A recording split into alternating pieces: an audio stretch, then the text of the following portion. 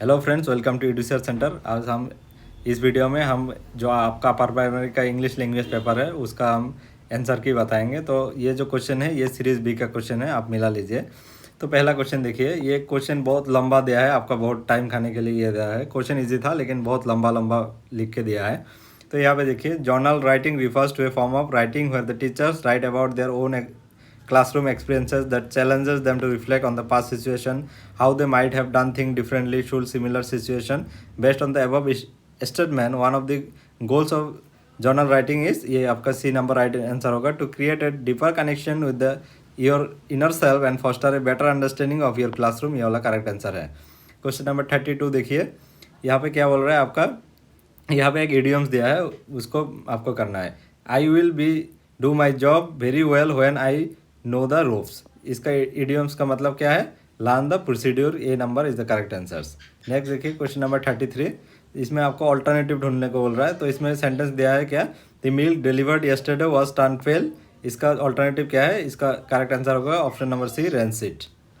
Next देखिए 34, choose the word which is best express the meaning of word pinnacle. जो pinnacle का best word क्या समझाता है आपका, सुमित। नेक्स्ट देखिए, ये आपका कंप्लीट द सेंटेंस करने को बोल रहा है। 35 नंबर देखिए, he walk to beside the table and dash the light. ये आपका राइट आंसर होगा, पुट ऑन द लाइट। 36 देखिए, my uncle dash the piano regularly. इसका करेक्ट आंसर होगा आपका सी ऑप्शन, प्लेस। नेक्स्ट देखिए, क्वेश्चन नंबर 37 क्या बोल रहा है, language can be define as. जो लैंग्वेज है उसको कैसे डिफाइन करेंगे, this system of communication. D option right answers. When the language is used to share the feelings and its function is said to be. जब language हम feelings को share करने के लिए यूज़ करते हैं उसको हम क्या बोलेंगे, एक्सप्रेसिव। नेक्स्ट देखेंगे, the function of language use to write in poetry. Poetry में कौन सा वाला लैंग्वेज यूज़ करते हैं हम, एस्थेटिक। नेक्स्ट देखेंगे question number 40, the sky is blue. इसमें जो अप्रोप्रिएट ऑप्शन क्या होगा, मतलब इसमें एक इन्फॉर्मेशन दे रहा है तो ये आपका इन्फॉर्मेशनल फंक्शन ऑफ लैंग्वेज होगा। नेक्स्ट देखिए, the most classroom in India are multilingual and there need to be seen as dash by the teacher. जो मल्टीलिंगुअल क्लासरूम है, टीचर को कैसे देखना चाहिए, एज ए रिसोर्सेस। नेक्स्ट देखिए 42, a children learn second language through dash with the other children और adult who are using their language. ये best way वो सेकंड लैंग्वेज सीख सकता है थ्रो इंटरेक्शन। नेक्स्ट क्वेश्चन देखिए 44, English continuous to be recognise as an official language in India according to the, कौन सा वाला था आपका, the official language act 1963। Next देखिए 44, which of the following best describe the role of mother tongue when the child learning a new language.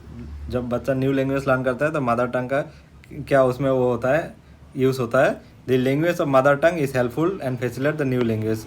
Option number A is the right answer. 65 देखिए, language games help the learners to develop their. Language game learners में क्या develop करता है, confidence and reduce anxiety in learning in the second language.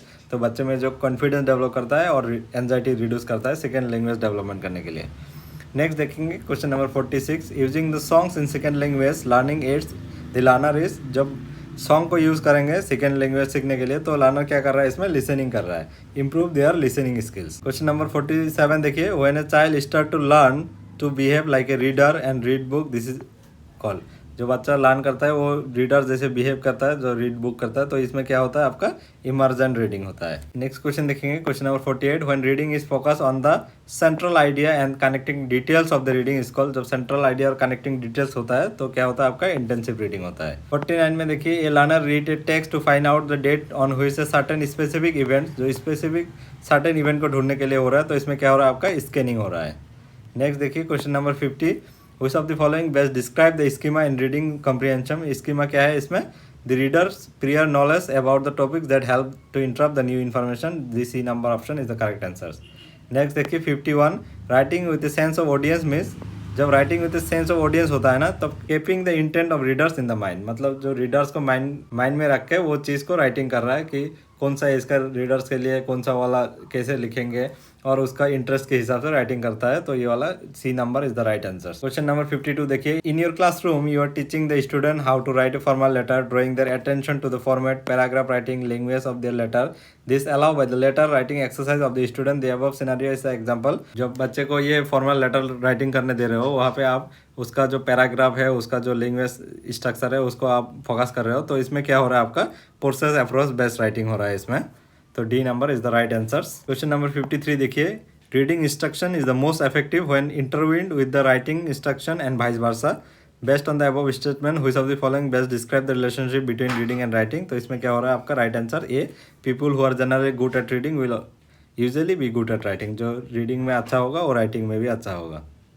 Next देखिए, as a teacher one should make assessment. जो teachers है वो assessment कैसे करना चाहिए, लर्नर फ्रेंडली होना चाहिए। नेक्स्ट देखिए 55, a teacher that is use to measure the child general competency in the second language. जो सेकेंड लैंग्वेज का जनरल कॉम्पिटेंस चेक करेंगे तो उसमें आप क्या करेंगे, आप लर्नर का प्रोफिशिएंसी टेस्ट करेंगे। नेक्स्ट देखिए 56, a process in which the student evaluate his our own strength weakness. तो बच्चा जब खुद का वो स्ट्रेंथ और वीकनेस चेक करता है तो इसमें क्या हो रहा है आपका सेल्फ असेसमेंट। नेक्स्ट देखिए 57, will assessing the learners the teacher should understand that. बच्चे को असेसमेंट करेंगे, टीचर को क्या अंडरस्टैंड करना चाहिए, it is an important to appreciate the different among the learners. जो लर्नर्स है वो इंडिविजुअल डिफरेंस है, हर बच्चा का अलग नीड्स है तो उसके हिसाब से असेसमेंट करना चाहिए। नेक्स्ट देखेंगे question number 58, a process whereby a teacher attempt to describe the quantifier of the knowledge, attitude and skills of the learners। जब ये क्वांटिफाई है ना, क्वांटिफाई में बच्चे को डिस्क्राइब कर रहा है तो इसमें क्या हो रहा है आपका असेसमेंट ऑफ लर्निंग, मतलब समेटिव इवैल्यूएशन और असेसमेंट ऑफ लर्निंग ये हो रहा है, मतलब बच्चे को क्वांटिफाई कर रहा है। नेक्स्ट देखिए 59, portfolio consist of a student work that display the mastery of skills and task and expression. इसने बोला 1990 में। Based on the definition what is the purpose of using portfolio. तो इसका राइट आंसर होगा option number D, to exhibit the student efforts, progress and achievement in one or more areas. ये वाला correct answer है। Next and last question देखेंगे हम, question number 60, in a classroom the student have asked to write an essay on a topics my favourite food is about. ये 150 to 200 words में लिखने को बोला है। Most of the student could not complete the essay despite many of grammatical errors. तो बच्चा कोई बच्चा है कंप्लीट नहीं कर पाया और जो कर पाया तो उसमें भी ग्रामेटिकल एरर्स है। You have been asked to assess the submitted essay based on the process oriented assessment. इसमें आप प्रोसेस ओरिएंटेड असेसमेंट कर रहे हो, चूज द करेक्ट ऑप्शन। तो इसमें क्या कर रहे हो, assessment will be focus on the content rather than grammatical error, क्योंकि इसमें आप खाली प्रोसेस को देख रहे हो कि उसका जो प्रोसेस है राइटिंग का वो सही है कि नहीं। तो इसमें आप ग्रामर को इतना चेक नहीं करोगे। तो that's it for today and hope so ये वीडियो आपके लिए हेल्प करेंगे। आप चेक कीजिए आपका क्वेश्चन पेपर के साथ and thank you for watching this video.